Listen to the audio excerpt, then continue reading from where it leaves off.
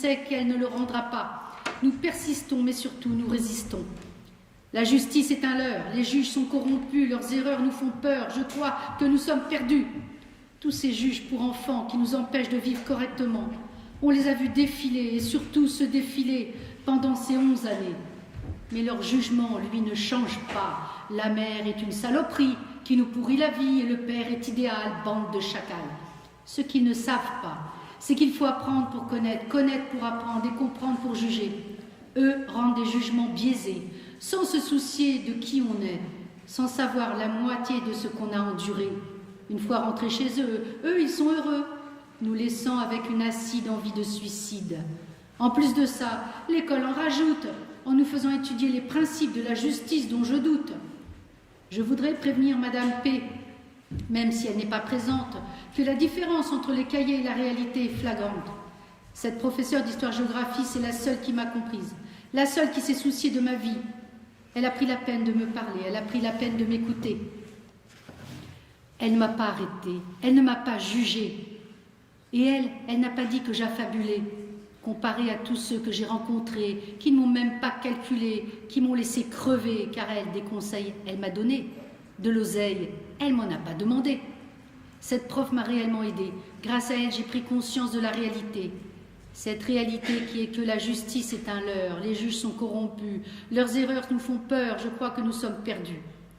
À force de réfléchir sur mon avenir, j'ai pu me persuader que rien n'est encore désespéré. À éventuellement croire qu'un jour je pourrai retourner vivre chez ma madré. Non, chez ma remée. Mais pour l'instant, il faut résister, ne pas les écouter, nous juger et passer à côté. Car même si c'est eux qui dictent notre vie, ils ne pourront jamais dicter nos envies. Et je voudrais terminer pour dire qu'en fait, cette jeune fille et son frère ont eu la chance d'arriver quand même à voir un week-end tous les 15 jours avec leur maman. Et je pense que c'est ça qui les a sauvés. Ce contact avec un être qui les aimait, qui a pu les soutenir malgré ce qu'on les a obligés à vivre. Voilà, merci. Merci Sylvie. Bon, alors on reviendra faire un petit commentaire. Il y aura un...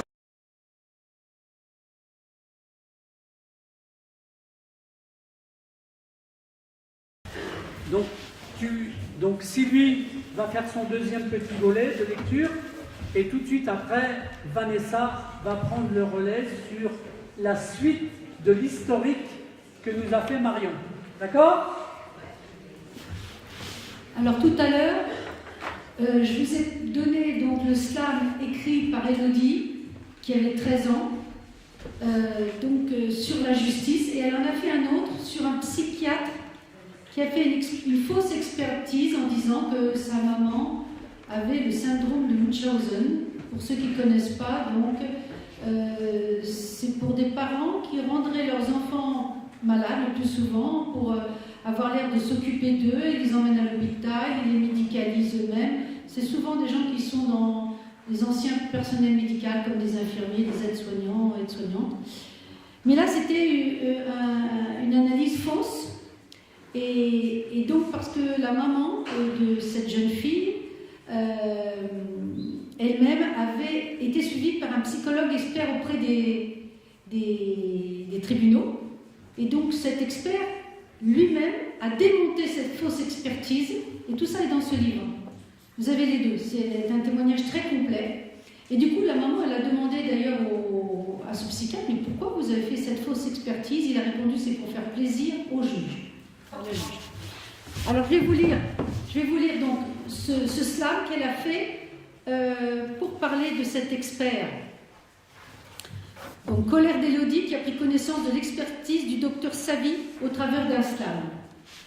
Docteur Savy, toi, t'as rien compris à ma vie, à part la foutre en l'air et insulter ma mère. T'es soi-disant un expert, mais tu dois sûrement être un expert qui en veut à la terre entière. Car pour faire ce que tu as fait, il faut vraiment être déglingué. Tu dis que je suis en conflit de loyauté, mais change de CD. Apparemment, ma mère a le Munchausen, mais putain, j'ai la haine. Comment peux-tu dire de telles choses sur les gens en les voyant seulement 30 minutes de ton temps? Faut pas croire, hein. Ma mère m'a pas donné de médicaments. Laisse-moi avec les miens. Arrête de dire comment. Parce qu'au bout d'un moment, ça devient lassant. Tu dis qu'il faudrait enlever l'autorité parentale de ma mère. En fait, t'es ni un expert, ni un expert. T'es rien qu'un pervers.